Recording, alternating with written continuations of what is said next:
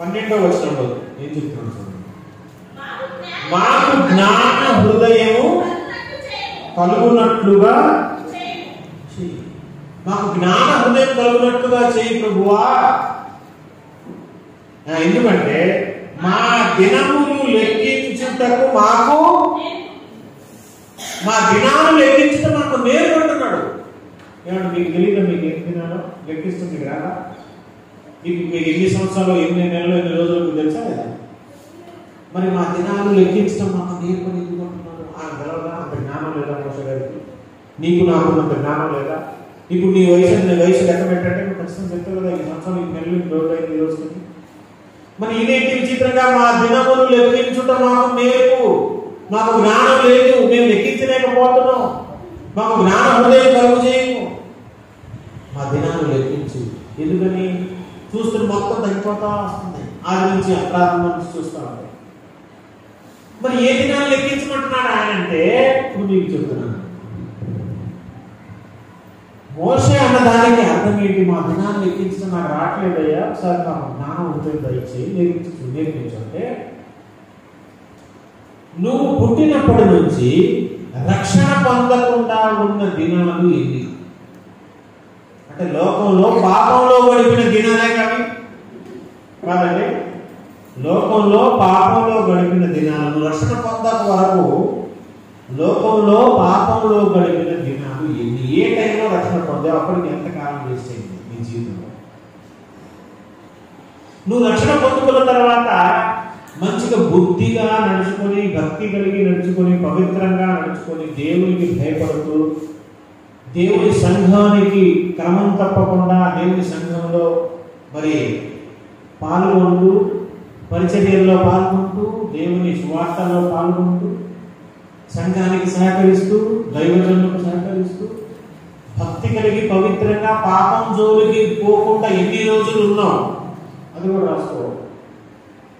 ఎప్పుడు పడిపోయి మళ్ళీ తిరిగి రావడానికి మధ్యలో ఎన్ని దినాలు నువ్వు మళ్ళా పాపంలో గడిపావు? మళ్ళా ఎప్పుడు దేవుడి వైపు తిరిగావు, దేవుడు క్షమాపణ పొందుకున్నావు, మళ్ళీ కొనసాగావు, మళ్ళీ ఎప్పుడు పడిపోయి ఎంత వేస్ట్ చేసావు? ఇదంతా లెక్కరాయి. నువ్వు పాపంలో గడిపిన దినాలు ఏమొస్తాయి? దేవుని కోసం నిక్కచ్చిగా భయం కలిగి బ్రతికిన దినాలు ఏమొస్తాయి? నువ్వు లోకం కోసం ఎంత టైము, నువ్వు లోకం కోసం ఎంత టైము కేటాయించావు? దేవుని పని కోసం ఎంత టైం కేటాయించావు? దేవుని పని కోసం ఎంత టైం కేటాయించావు అనేది మనం చూసుకోవాలి. లెక్క కడితే అసలు 1 వస్తుందా, 2 వస్తుందా, 1 నెల వస్తుందా, 3 నెలలు వస్తుందా, ఏమో. నువ్వు దేవుని కోసం పవిత్రంగా పరిశుద్ధంగా బ్రతికిన దినాలేని, పాపంలో బ్రతికిన దినాలేని లెక్కగట్టు. ఏం వస్తుంది? దేవుని కోసం పవిత్రంగా బ్రతికిన దినాలు ఏం అసలు లెక్కకేం రావట్లేదు ప్రభు, నాకేం అర్థం కావట్లేదు ప్రభు. చూస్తుంటేనేమో లోకంలోనే ఎక్కువ బ్రతికిన దినాలే ఎక్కువ కనపడుతున్నాయి, అసలు నాకేం కౌన్సిల్ ఏం అర్థం కావట్లేదు. నాకు జ్ఞానం ఉపయోగించి లెక్కించి ఉపయోగించి దేవుని కోసం బ్రతికిన దినాలన్నీ, దేవుడికి భయపడుతూ పవిత్రంగా బ్రతికిన దినాలన్నీ.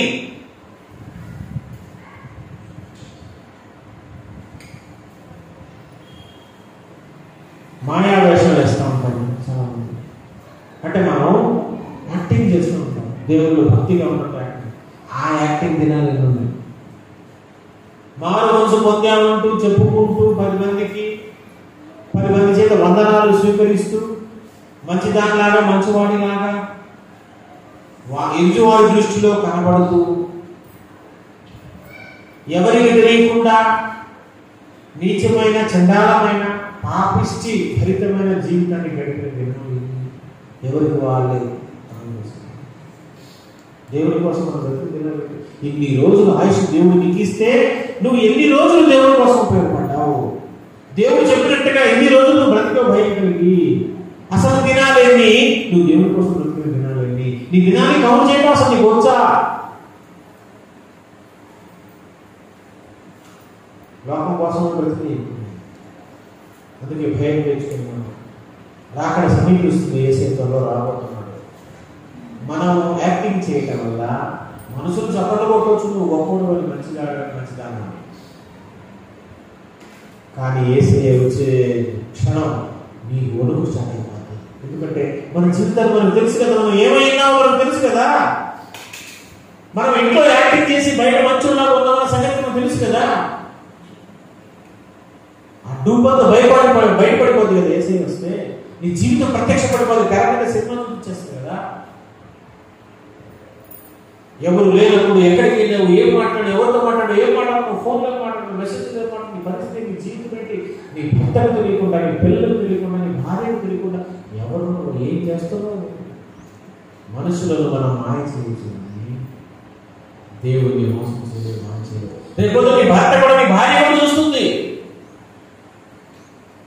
రేపు తీర్పు దినాన సినిమా గొప్ప స్క్రీన్ మీద చూపించేస్తాను నీ జీవితం పెట్టాలి. ఈ సహోదరుడుగా ఈ దినాన్ని లెక్కేసుకెళ్తున్నావు. దేవుడి కోసం కలిగిన దినాన్ని భక్తి పనులు అంటే ఏంటో తెలుసా? ప్రతి క్షణం తనలో తాను ఆత్మ పరిశీలన చేసుకుంటూ బైబిల్ అనే అర్థం ముందు నిలబడి తన జీవితాన్ని చక్కపరుచుకునేవాడు, చదివించుకునేవాడు అనే క్రైస్తవుడు. దేవుని భయం ఉండాలి. మనుషులు మనం గొప్పలు అంటే ఏంటి, అనకపోతే ఏంటి? మనుషుల ప్రేమలో స్వార్థం ఉంది. మనుషులు డబ్బు కోసం మనుషులు పొగుడతారండి. దేవుడు నీకు ఇచ్చిన విలువైన జీవితం. మనం ఈ భూమికి రావడానికి దేవుడు ఎంత కష్టపడ్డా తెలుసండి, ఎంత కష్టం ఉందో తెలుసండి. మీరు భూమికి రావడానికి దేవుడికి ఎంత కష్టపడ్డారో తెలుసు. మీకు ఉదాహరణ అర్థం అవ్వడానికి ఈ మాట చెప్పి చేస్తాను. మామిడికాయ చెట్టు తెలుసు కదా మీకు. మామిడికాయ చెట్టు మామిడి పూత పూసే ఒక సీజన్, ఒక టైం వస్తుంది. ఆ టైంలో మాత్రం మామిడికాయలు ఎప్పుడు పెట్టే సంవత్సరంలో దొరుకుతాయండి, దొరకవు కదా. ఒక సీజన్లో మాత్రమే. ఆ సీజన్ వచ్చినప్పుడు మీ ఇంటి చెట్టు, మీ ఇంట్లో ఒకవేళ మామిడికాయ చెట్టు ఉంటే మీరు పరిశీలించండి, లేదా తోటలో ఉంటే పరిశీలించండి. మామిడికాయ కాసే సీజన్లో పూత పట్టినప్పుడు చూడండి, పూత కొన్ని లక్షల్లో ఉంటుంది చెట్టు పూత. మామిడి పూత పూసదండి, పిచ్చి పిచ్చిగా పూసింది. తెలుసు కదా మీకు. కానీ ఆ పూతంతా పిందెలుగా మారిందా చెప్పండి? మొత్తం రాలిపోవాలి. పిందెలుగా మారేది చాలా తక్కువ. మీకు అర్థం అవడానికి లక్షల్లో పూత ఉంటే వేలల్లో పిందె మిగిలింది. నేను చెప్పేదాన్ని మీరు అంగీకరిస్తారా, వ్యతిరేకిస్తారా? అవునంటారా కాదంట? పూత లక్షల్లో ఉంటే ఆ పూతంతా కాయ అయిపోతే ఆ రైతు అసలు పండుగ మామూలు ఉంటుంది అని అట్లా అవ్వదు. పూత లక్షల్లో ఉంటే పిందె వేలల్లో ఉంటుంది. మోని ఆ పిందె అయినా అలాగే నిలిచిందా అంటే పిందె కూడా నిలవదు. ఆ పిందె కాస్త కాయ టైంకి చూస్తే వందల్లో. అవునా? లక్షల్లో పూత పిందెగా మారే పాటికి వేలల్లో ఉంది, కాయలుగా మారే టయానికి వందల్లో ఉంది, అది పట్టుగా మారి చేతికి వచ్చే టయానికి పదుల్లో. ఇది వాస్తవం అబద్ధం?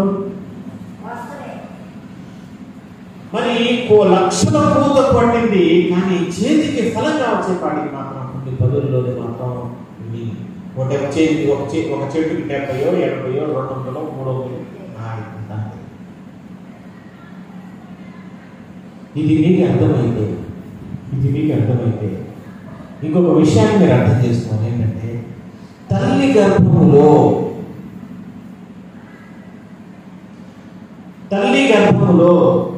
మన తల్లిదండ్రులు, మన అమ్మా నాన్నల యొక్క సంసార జీవితంలో తల్లి గర్భంలో ఒక్కొక్క కణం, చిన్న బియ్యం గింజగా మన జీవితం స్టార్ట్ అయింది కదా.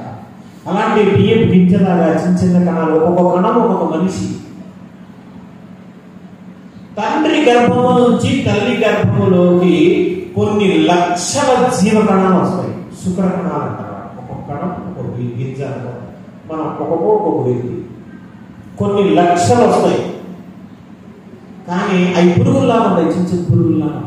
కొన్ని 1,00,000 పురుగులు ఉదాహరణకి తల్లి గర్భంలో ఆ 1,00,000 పురుగులు పరిగెత్తడం స్టార్ట్ చేస్తాయి. పరిగెత్తి తల్లి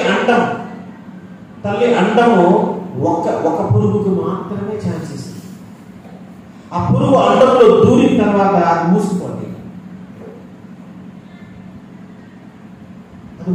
50 నుంచి 70 లక్షల పురుగులు పరిగెత్తుకుంటూ వస్తాయి అందులోకి ప్రవేశించడానికి. ఆ తల్లి ఎండలో ప్రవేశించడానికి 60 నుంచి 70 లక్షల పురుగులు పరిగెత్తితే ఒకటే పురుగు లోపలికి వెళ్ళింది, డోర్ క్లోజ్ అయిపోయింది. అదే పిండంగా మారి వ్యక్తిగా మారి బయటకు వచ్చింది. అదే నువ్వు నేను ఈరోజు పురుగులు. మిగతా అన్ని ఏమైపోయినాయండి? మిగతా అన్ని రక్తం గడ్డగానే కలిగి మట్టిలో వచ్చిన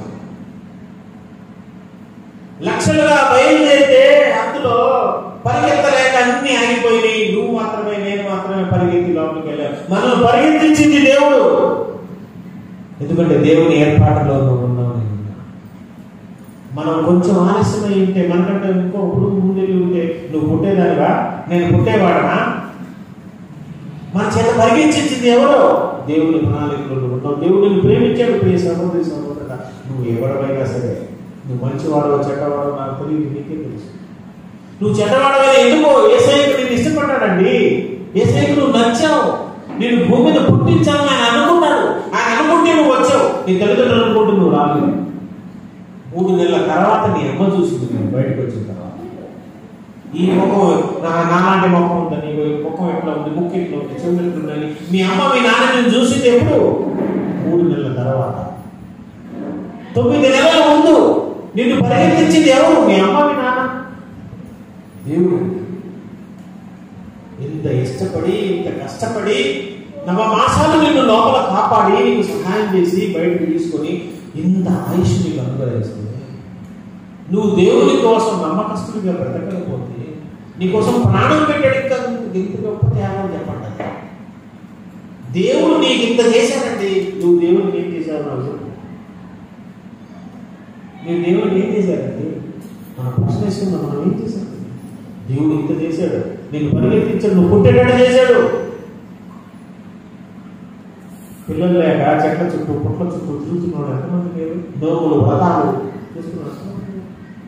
మనుషులు అనుకుంటే పిల్లలు పుట్టారండి. దేవుడు అనుకుంటే పడతాడు. దేవుడు కోరుకుంటే పడతాడు. ఇంత కష్టపడి దేవుడు మనల్ని ఈ భూమి మీద పుట్టించాడు. ఇక్కడ చూడండి, లక్షలు వచ్చాయి, పురుగులు అన్నీ వెళ్ళిపోయాయి. ఒకటి మాత్రమే నిలిచింది ఒకటే. అన్ని రాలిపోయి, పిందెలన్నీ రాలిపోయినట్టు, పూతంతా రాలిపోయి కొన్ని కాయలు వచ్చినట్టు ఇంతమంది బయలుదేరి పరిగెత్తుకుంటే మొత్తం రాలిపోయారు. ఒకటి వెళ్ళి నిలదొక్కున్నాను. మనుషులుగా మాట బయటకు వచ్చింది. వాళ్ళెవరు? వాళ్ళందరూ సాగడానికి వచ్చినట్టు. ఇప్పుడు పెళ్లి కూతుర్ని పెళ్లి చేసినప్పుడు పెళ్లి కూతురు కుటుంబం నుంచి చాలా మంది వెళ్తారు కదా. పెళ్లి కూతురు వెనకాల చాలా మంది వెళ్తారు కదా. వెళ్ళి అమ్మాయి మాత్రమే అక్కడ పెట్టేసి మిగతా వాళ్ళందరూ ఇంటికి వచ్చేస్తారు. అవునా? అంతగా మీరు కూడా టెంట్ వేసుకుని ఉంటారా? మనం అందరం వెళ్తాం. ఆయన అక్కడ అప్పగించి మనం అందరం ఇంటికి వచ్చేస్తాం. ఇలా లేదు. ఇది ఈ 1,00,000 మంది వచ్చి, 50 లక్షల మంది వచ్చి ఒకటి అక్కడ పెట్టేసి మిగతా వాళ్ళందరూ వెళ్ళిపోయారు. నువ్వు పెళ్లి కొడుకు, నేను పెళ్లి కొడుకు. ఇంతమంది సాగడానికి మన తల్లి గర్భంలో పెట్టేసి వెళ్ళిపోయారు. ఇంత గొప్ప ఏర్పాటు చేశాడు దేవుడు. ఒక మాట చూద్దాం మనం. ప్రసంగి గ్రంథం, చక్కని మాట. ప్రసంగి గ్రంథం 6వ అధ్యాయము 3వ వచనం. ప్రసంగి గ్రంథం 6వ అధ్యాయం 3వ వచనం చూద్దాం ఒకసారి. ఒకడు 100 మంది పిల్లలను కని దీర్ఘాయుష్మంతుడై చిరకాలం జీవించినను అతడు సుఖానుభవం నెరుగబోయు తగిన రీతిని సమాధి చేయబడబోయి ఉండి ఎడలా వాని గతి కంటే పడిపోయిన పిండము యొక్క గతి మేలని నేను అనుకుంటున్నాను. పడిపోయిన పిండం, చెప్పాను, పడిపోయిన పిండం గతి మేలు. ఎవరి గతి కంటే 100 మంది పిల్లలు అన్నాడంట. ఒక వ్యక్తి ఉన్నాడు, 100 మంది పిల్లలు అన్నాడు అనుకోండి. 100 మంది పిల్లలు. ఎంత గొప్ప ఆశీర్వదింపబడ్డాడు. అసలు ఒకళ్ళిద్దరు ఉంటే పరిస్థితి కొంతమంది పడ్డాం. 100 మంది పిల్లలు కని దీర్ఘాయుష్మంతుడై చాలా సంవత్సరాలు బ్రతికాడు అనుకోండి. 100 మంది పిల్లలు ఉన్నారు, చాలా సంవత్సరాలు, 100 సంవత్సరాలు దీర్ఘాయుష్ కలిగి చిరకాలం జీవించి అతడు సుఖానుభవం ఎరుగకుండా తగిన రీతిలో సమాధి చేయబడకుండా ఉంటే, తగిన రీతిలో సమాధి చేయబడకుండా ఉంటే అంటే ఏంటి? మంచి పారాది బండ్లతో మంచి రంగురంగుల సమాధి కట్టాలని. తగిన రీతిలో సమాధి చేయబడాలి. సుఖానుభవం నలుగకుండా చచ్చిపోతే, తగిన రీతిలో సమాధి చేయబడకుండా చచ్చిపోతే, సుఖానుభవం నిలవడం అంటే తెలుసా? మనం చనిపోతే అగ్నిగుండం ఉంటుంది. అది దుఃఖకరమైన జీవితం, లోకం. పరలోక రాజ్యం ఉంటుంది, ఆనందకరమైన లోకం. నువ్వు బ్రతికుండగానే సుఖానుభవాలు ఎదుర్కొకుండా, పరలోకం పాతాళం గురించి, నరకం గురించి తెలుసుకోకుండా, రక్షణ పొందకుండా, రేపు చనిపోయిన తర్వాత ఏం సంభవిస్తుందో తెలుసుకోకుండానే నువ్వు మరణిస్తే నీ గతి కంటే పడిపోయిన పిండం గతి లేదు. అది అసలు ఈ లోకంలోనే రాలేదు, తల్లి గర్భంలోనే పిండంగా పడిపోయింది. నువ్వు ఈ లోకంలోకి వచ్చావు, నువ్వు పిండంగా మారావు, ఈ లోకంలో అంతా చూసావు, దేవుడి సత్యాన్ని విన్నావు, నీ చెవిలో పడింది సత్యం, వాక్యం చెప్పారు, అయినా నీ జీవితాన్ని మార్చుకోలేకపోయావు, రక్షణ పొందలేకపోయావు. నీ గతి కంటే అసలు పుట్టిండకుండా ఉంటే మేలు. పుట్టి ఏం ప్రయోజనం? పుట్టని పిండమే మట్టిలో కలిసిపోయింది, నీ జీవితం కూడా మట్టి పాలే తప్ప ఏమవుతుంది? తగిన రీతిలో సమాధి చేయబట్టు ఇదే. నీ మరణం ఎలాగుంది? నువ్వు మరణించే నాటికి నీ జీవితం ఎలాగుంది? నీవు మరణించిన నీవు రేపు పొద్దున పరిశుద్ధులతో పాటు లేస్తావా? అలా ఉందా నీ మరణం? తగిన రీతిలో సమాధి అంటే అదే. సమాధి చేయబడే నాటికి నీ జీవితం ఎలా ఉంది? పరిశుద్ధుల సమాధి పొందేవాళ్ళు రేపు ఏసై వచ్చినప్పుడు లేస్తావా? పునరుద్ధానం చెందుతావా? మహిమ శరీరం వస్తుందా? మహిమ మేఘం ఎక్కుతావా? ఏసైతో కలిసి వెళ్తావా? పరిశుద్ధులతో కలిసి వెళ్ళి ఆనందిస్తావా? దేవుడి సన్నిధికి చేస్తావా? అక్కడ దేవుడు శుద్ధిస్తావా? ఆ మహిమలోకంలో విహరిస్తావా? అలాంటి తగిన రీతిలో సమాధి చేయబడకుండా, అసలు పరలోకం నరకం గురించి నువ్వు తెలుసుకోకుండా నువ్వు చచ్చిపోతే నీకంటే పిండం కలిగేదంటున్నాడు దేవుడు.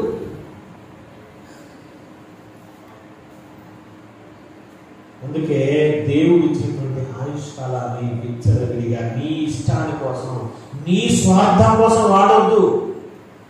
పోయిన టైం రాదు, పోయిన టైం రాదు.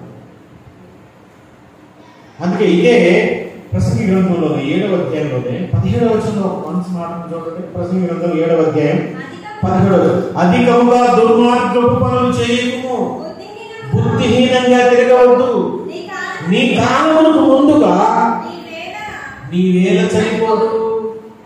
ఏమండి, నీ కాలానికి ముందుగా ఎందుకు చచ్చిపోవడం అంటే? కాలానికి ముందుగా చచ్చిపోతారా? కాలం తగ్గించబడిద్దా? తగ్గించబడింది. ఇందాక నుంచి మనం చెప్పుకొచ్చింది అదే కదా. నీ ఆయుష్ ఎందుకు తగ్గించబడింది? పాపం చేయడం ద్వారా. అందుకే అధికమైన దుర్మార్గ పనులు చేసావనుకో, బుద్ధిహీనంగా తిరిగావనుకో, పాపం ఎక్కువైపోయిందనుకో, నీకు దేవుడు ఇచ్చిన ఆయుష్కాలం ఇంకా తగ్గించబడింది. నీ కాలానికి ముందే వెళ్ళిపోతావు. పాపము నీ ఆయుష్కాలాన్ని తగ్గిస్తుంది. ఆది నుంచి మనం ఆలోచిస్తే పాపం చేయటం ద్వారానే మానవ జాతి యొక్క ఆయుష్ తగ్గుకుంటూ వచ్చింది. ఇప్పుడు దేవుడు నాకు మంచి ఆదాయం ఉంటే నాకు నేను ఒక 70 బతుకుతాను అనుకోని ఇష్టానుసారం తిరిగాను బాబు, నీకు 70 కూడా ఉండవు. నీవు చేసే క్రియలు అధికమైన దుర్మార్గ పనులు చేయొద్దు, నీ వినానికి ముందు పెట్టడానికి తెచ్చుకోవాలి. ఇదే కీర్తన 55వ కీర్తన, కీర్తన గ్రంథం 55:23 చూడండి. కీర్తన 55:23.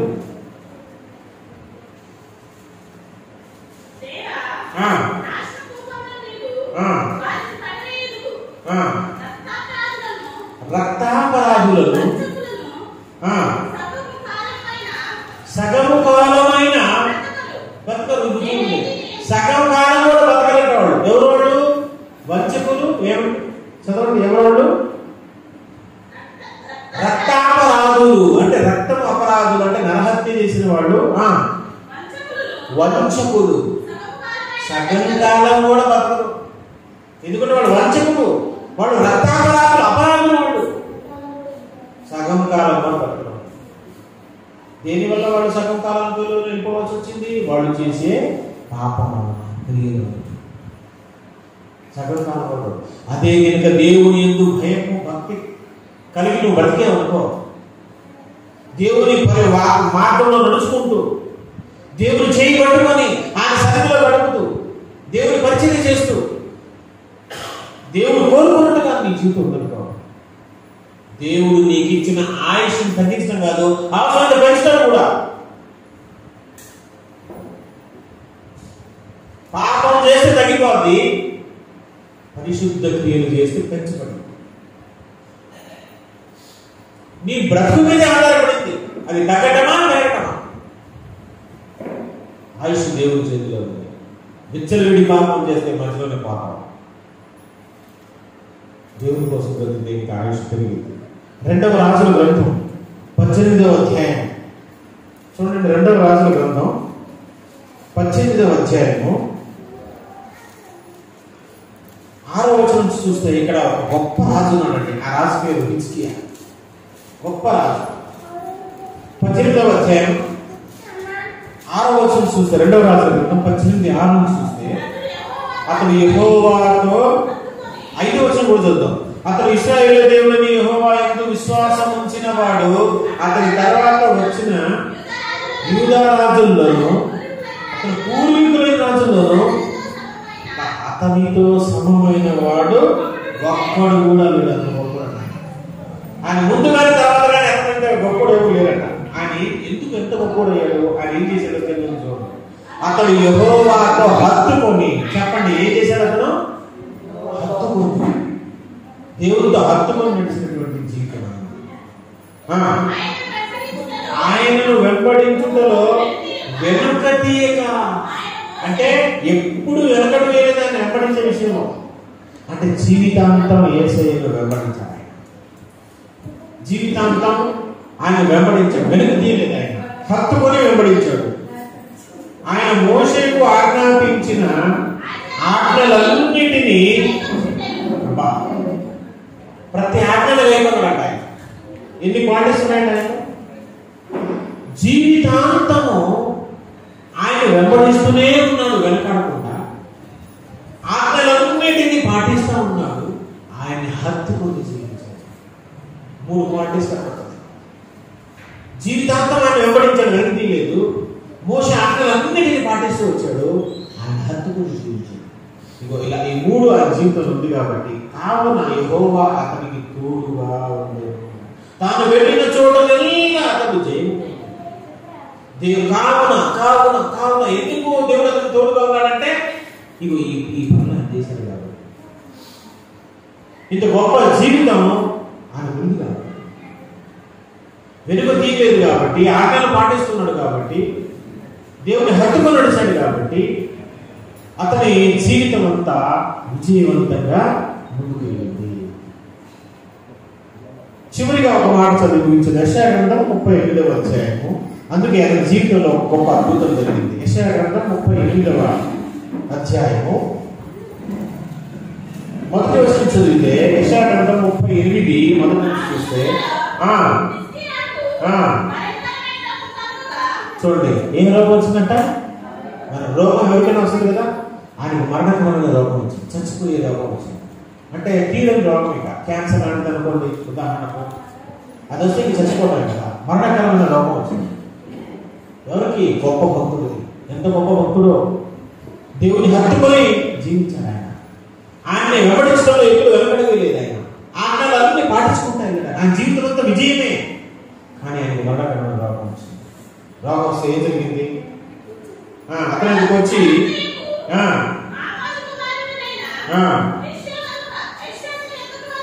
ఏమన్నాడు? నీవు మరణమవుతున్నావు, బ్రతుకవు కనుక నీ ఇల్లు చక్కబెట్టుకోని, ఇల్లు చక్కబెట్టుకోమంటే సిద్ధపడు. బాబు దేవుడు పంపించాడు, నీకు మరణకరమైన రోగం వచ్చింది, ఇక త్వరలో నువ్వు చచ్చిపోతావంట, సాగుకు సిద్ధపడు, సిద్ధంగా ఇల్లు చక్కబెట్టుకో. ఇల్లు చక్కబెట్టుకోమంటే పాపం చేశాడు కాదు, చాలా గొప్ప వ్యక్తి, ఆయన పవిత్రుడు, దేవుడు నడిచిన వ్యక్తి, భయభక్తులు కలిగిన వ్యక్తి. చక్కబెట్టుకో ఇల్లు అంటే సిద్ధపడు, మరణానికి సిద్ధపడు, దేవుడు చెప్పండి. అప్పుడు ఆయన ఏం చేశాడు తెలుసంటే, తన ముఖాన్ని గోడతోటి తిప్పుకొని, యెహోవా యథార్థ హృదయుడనై, ఇవి చూడండి, నువ్వు నేను చెప్పగలుగుతావు ఈ మాట దేవుడితో ఏమంటాడు తెలుసా? దేవుడితో నేను యథార్థ హృదయుడనై సత్యముతో నీ సన్నిధిని నేను ఎట్లు నడుచుకుంటునో, నీ దృష్టికి అనుకూలంగా సమస్తమును నేను ఎట్లు జరిగించుతునో కృపతో జ్ఞాపకం చేసుకో. అదేంటి ప్రభువా, నేను చచ్చిపోతానా? అదేంటయ్యా, నేను ఎట్లా నడిచాను నీకు తెలియదా? ఒకసారి జ్ఞాపకం చేసుకొని దేవుడికి చెప్తున్నాడు, ప్రభువా నేను ఎటువంటి వ్యక్తినయ్యా, నేను ఎలా బ్రతికాను? యథార్థ హృదయంతో సత్యముతో నీ సన్నిధి నేను ఎట్లు నడుచుకుంటున్నో, నీ దృష్టికి అనుకూలంగా సమస్తం చేశా కదా నేను, నీకు ఇష్టమైతే చేశా కదా నేను, నీ దారిలోనే నడిచా కదా నేను, నీకు హత్తుకొని నడిచా కదా నేను, నీకు భయపడుతూనే నడిచా కదా నేను. అలాంటి నాకు మరణకరమైన రోగం చచ్చిపోతానా అని కన్నీళ్ళు ఇచ్చాను. నిజంగా వాళ్ళకి అధైర్యం ఉంది, ఎందుకు నేను బ్రతికాడట, అందుకే దేవుడితో డైరెక్ట్ చెప్పగలుగుతున్నాను. నువ్వు నేను చెప్పగలుగుతాను, అయ్యో ప్రభు నేను పాపం చేశాను. వెంటనే మనం దేవుడు వచ్చేసి పాపం 2 రోజులు నువ్వు చచ్చిపోతావు సిద్ధపడేవి చెప్పాను. అప్పుడు దేవుడితో నువ్వు నేను వాదించగలగా, నేను ఎంత బ్రతికాను అనుకుంటున్నాను ప్రభు చెప్పగలంటే, వెంటనే కాణాన్నప్పుడు అయ్యో ప్రభు నా తప్పు ఇది, ఒక తప్పు చేసి ఎక్కడ తప్పు చేసి నా జీవితం బాగాలేదు, నన్ను చంపే మా కానీ కాణా ఎల్లబడి ఉపవాసం ఉంటాను తప్ప ఏమంటాడు తెలుసండి, ప్రభు నీ పిల్లలు నేను ఎంత యథార్థ హృదయంతో బ్రతికాను, నీ సన్నిధిలో ఎంత నడుచుకున్నాను, నేను నువ్వు చెప్పినట్టే ఎంత చేశాను కదా అంటే దేవుడు లేదు అక్కడ ఏమన్నాడు దేవుడు, ఏమన్నాడు, నీవు తిరిగి పోయి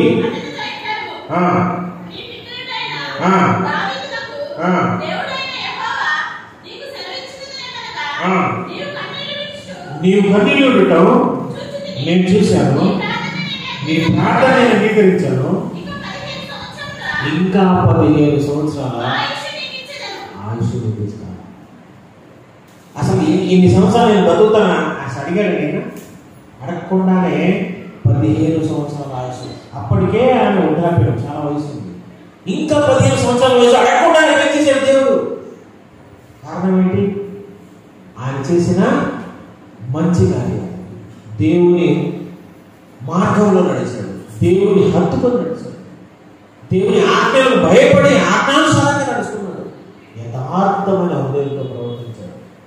అందువల్ల అతని ఆయుష్ పొడిగించబడింది. ప్రియమైన సహోదరి సహోదరుల, ఈరోజు మనం అర్థం చేసుకోవాల్సిన సంగతి అదే.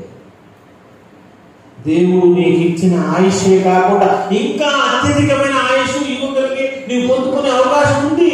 అది నీ చేతుల్లో నువ్వు బ్రతుకు మీద ఆధారపడి. దేవుడు ఇచ్చిన ఆయుష్ని వ్యర్థముగా, ఆరోగ్యం ఉందని, డబ్బు ఉందని, టైం ఉందని నడుపుతున్నావా? నీ డబ్బు నీ దగ్గర నుంచి వెళ్ళిపోయే రోజు వస్తుంది, నీ ఆరోగ్యం నిన్ను వదిలి వెళ్ళిపోయే రోజు వస్తుంది, నువ్వు మంచాన పడే రోజు వస్తుంది. నీకు వయసు ఉండగా, ఆరోగ్యం ఉండగా, అవకాశం ఉండగా, దేవుని పనిలో నువ్వు, దేవుని పరిచర్యలో, దేవుని మందిర సేవలో నువ్వు ఉపయోగపడకపోతే నీ బలం ఎవరికి ఇస్తావు? అశాశ్వతమైన డబ్బు కోసం నీ జీవితం మొత్తం, నీ బలాన్ని ఉపయోగిస్తున్నావు. కొంతమంది ఉన్నారు పొద్దుంచి సాయంత్రం దాకా ఎండలో కండలు కరిగిపోయేలాగా పనిచేస్తున్నారు. దేనికోసం? సాయంత్రం వచ్చా ఆ 300-400 300 కోసం ఒక రోజంతా ఎండలో పనిచేసావే. 1 గంట సేపు కరపత్రాలు ఇచ్చి సువార్త చెప్తాం, నలుగురికి దేశ ప్రేమను చెప్తాం, అగ్నిగుండం నుంచి 2 ఆత్మలను రక్షిద్దామని దైవజనుడు మనకు చెప్పి 1 గంట టైం అడిగితే గంట కేటాయించలేకపోయేవి నువ్వు. సాయంకాలం చల్లపూట కూడా. ఇక దేవుని కోసం మనం ఏం చేయగలుగుతామండి? మన ప్రాణం ఎట్టేస్తామండి అసలు. మన మాటలు మాత్రం పెద్దదే చెప్పేస్తాం. 1 గంట దేవుని కోసం పనిచేయవు, మోకరించే సంఘం కోసం, మన మన దేశం కోసం, మన ధనం కోసము, నీ కుటుంబంలో నీ భర్త కోసం, నీ పిల్లల కోసం 1 గంట మోకరించి ప్రార్థన చేయలేదు నువ్వు నేను. ఇక దేవుని కోసం మనం పగలదీసేది ఏంటంటే అసలు మనం మాట్లాడే మాటలకి మనం చేసేదానికి ఏమైనా సంబంధం ఉందా? పెద్ద పరలోకాన్నే కొట్టేయాలని ఆశిస్తున్నాను. ఎట్లా వస్తుందండి? దేవుడు ఎంత చక్కని ఆయుష్ను అనుగ్రహిస్తే వృధా చేస్తున్నాం చాలా మంది. కాబట్టి పిల్లారా, దేవుని సన్నిధి, దేవుని రక్షణ మనకు దొరికింది. మీరు నిజంగా చాలా ధన్యులు. నేను పాదాభివందనం చేయాలనిపిస్తుంది అందరికి. ఎందుకంటే ఇంత పెద్ద వయసులో మీరు రక్షణ పొందుకున్నారు, యేసయ్య నమ్ముకున్నారు, యేసయ్యకి భయపడుతున్నారు, మందిరంలో జరిగే ప్రతి కార్యక్రమానికి వస్తున్నారు, అమ్మగారితో కలిసి ప్రార్థన చేస్తున్నారు, సహకరిస్తున్నారు. ఇంత గొప్ప ధన్యత అండి. ఇదండి మీ చరిత్ర. అది చెప్పుకోవడానికి మీకు మిగిలే చరిత్ర ఏదైనా ఉందంటే ఇది ఒకటేనండి. నీకు డబ్బు ఉందా ఏముందా అసలు ఎవరు అసలు పట్టించుకోవడం. నీకు మిగిలేది ఇదే, నువ్వు చేసే క్రియలు. దేవుని కోసం నువ్వు కరపత్రం ఇచ్చావా, ఒక పాట పాడావా, ఒక ఆత్మ కోసం ప్రార్థన చేసావా, ఒకరికి భోజనం పెట్టావా, నువ్వు ఏం చేసావు దేవుని కోసం అది అక్కడ రాసుకుంటాడండి. నువ్వు చేసే చెత్త పనులని రాసుకోడు. నీకున్న డబ్బు, నీకున్న ధర, నీకున్న డిగ్రీలు మొత్తం మూట కట్టి చెత్త పనులు వేసేసి దేనికి పనికి రాదు. ధనవంతుల స్టోరీ మనం తెలిసిందే కదా. ఎంత ఉన్నా అక్కడ వెళ్ళి కాలిపోయాడు. కానీ అక్కడ ఒక మంచి పని చేశాడు. నాకు బాగా నచ్చాడు ధనంలో ఒక కోణం. ఏమో తెలుసా, అక్కడికి వెళ్ళిన తర్వాత ఆయనకు పక్కన ఒక ఆలోచన వచ్చింది. అవునా, నేను అక్కడికి రావడం కుదరదా? అయితే ఒక చిన్న మాట. నాకు 4 సహోదరులు భూమి మీద, ఆడు కూడా నానాటి దగ్గర, ఆడు కూడా నానాటి డబ్బు పిచ్చిగాడే, ఆడు కూడా నానాడే బతుకుతున్నారు. వాడు కూడా ఇప్పుడు దీన్ని బట్టి నాకు ఒక విషయం క్లారిటీ వచ్చింది. వాడు కూడా ఖచ్చితంగా ఎక్కడికే వస్తాను నాకు తెలుసుకుని. ఇక నేను ఎట్టాగో వచ్చేసా, నాకు వేరే గట్టెత్తడం లేదు. కానీ దయచేసి వాళ్ళకైనా చెప్పండి, వాళ్ళు ఎక్కడికి రాకుండా అడిగిపోయేటట్టుగా. వీళ్ళు బతుకున్నప్పుడు చెప్తే ఏమీ లేదు, వాళ్ళు వింటారా? వాళ్ళు కూడా వినాలంటే చావాల్సిందే. మరి ఫార్ములా ప్రకారం ఆడికి వెళ్ళిన తర్వాత నీకు బుద్ధి వస్తే ఏం ప్రయోజనం అండి? అవకాశం చేయజారిపోయినప్పుడు ఇల్లంతా కాలిపోయిన తర్వాత ఆకలి పట్టుకున్నట్టుగా నీ జీవితం మొత్తం కాలిపోయిన తర్వాత నీ జీవితం మొత్తం వృధాగా గడిపేసి, పాపంలో గడిపేసి, నీ ఇష్టానుసారంగా గడిపేసి అంత చేజారిపోయిన తర్వాత నరకలోకానికి వెళ్ళి నేను ఇట్లా అనుకోలేదు, చేసేది ఇది కూడా అనుకోమాకు. ఇక్కడ కూడా కాలుతామని అనుకోలేదు, కాదు. పరలోకం ఉందని అనుకోలేదు, ఇక్కడ కాలుతామని కూడా అనుకోలేదు, ఇప్పుడు అనుకుంటున్నామా? కాదు. కాబట్టి దేవుడు ఇచ్చిన విలువైన రక్షణ చేసుకోవద్దు, నిర్లక్ష్యపరచవద్దు. ప్రార్థనలో గడపండి, దేవుడి పరిచయంలో గడపండి. మీ కుటుంబం కోసం ప్రార్థన చేయండి, మీ పిల్లల కోసం ప్రార్థన చేయండి, మీ భర్త కోసం ప్రార్థన చేయండి. మీకోసం, మీ కుటుంబం కోసం మీరు చేస్తారో లేదో తెలియదు, కానీ అమ్మగారు అయితే ఇక్కడ మోకరించి రోజంతా చేస్తారు. నాకు తెలుసు. మీ కుటుంబం గురించి ఇక్కడ వచ్చే ప్రతి ఒక్కరి పేరు ఎత్తి మరి, పిల్లల పేరు ఎత్తి మరి, అందరూ మీ కుటుంబంలో ఏ ఒక్కరు నరకానికి వెళ్ళకూడదని ఆమె భారం ఉంది. అది ఆమె దేవుడు పెట్టిన భారం. దేవునికి భయపడి ఆమె పని చేస్తుంది. ఆమెకి ఏదో నష్టం వస్తాయని కాదు, ఏమి రావాల్సిన సంగతి మీకు తెలుసు కదా. ఎందుకంటే దేవుడు ఆమెకి ఇచ్చిన భారం. ఆమె జీవితాన్ని దేవుడి కోసం ఉపయోగించాలనుకుంది, దేవుడు సేవ చేయాలనుకుంది. ప్రతిఫలం అక్కడ ఆశిస్తుంది, ఇక్కడ కాదు. అది ఆమె బాధ్యతగా ఎంచుకుంది. మీ కుటుంబంలో ఏ ఒక్కరు నశించి నరకానికి వెళ్ళకూడదనే ఆమె కన్నీటి ప్రార్థన, ఆమె భారం అదే. అనేకులు మారాలి, రక్షణ పొందాలి అని. కాబట్టి అలాంటి వారిని సహకరిస్తే, అలాంటి వారికి నువ్వు చేసే చిన్న సహాయం, అది ₹1 కావచ్చు, దేవుడు దానికి 100 రెట్ల రాజ్యం ఇస్తాడు. అంత గొప్ప ఆశీర్వాదం ఉంది. మనం ఎన్నోసార్లు డబ్బులు ఖర్చు పెట్టడం, వాడికి ఒక డబ్బులు కూడా తిరిగి రాదు. కానీ దేవుడి కోసం నువ్వు పెట్టే ప్రతి పైసా దేవుడు దానికి 100 రెట్లు ఇస్తాడు. కాబట్టి దేవుడు అట్టి కృప మనకందరికీ అనుగ్రహించును గాక. ఆమేన్.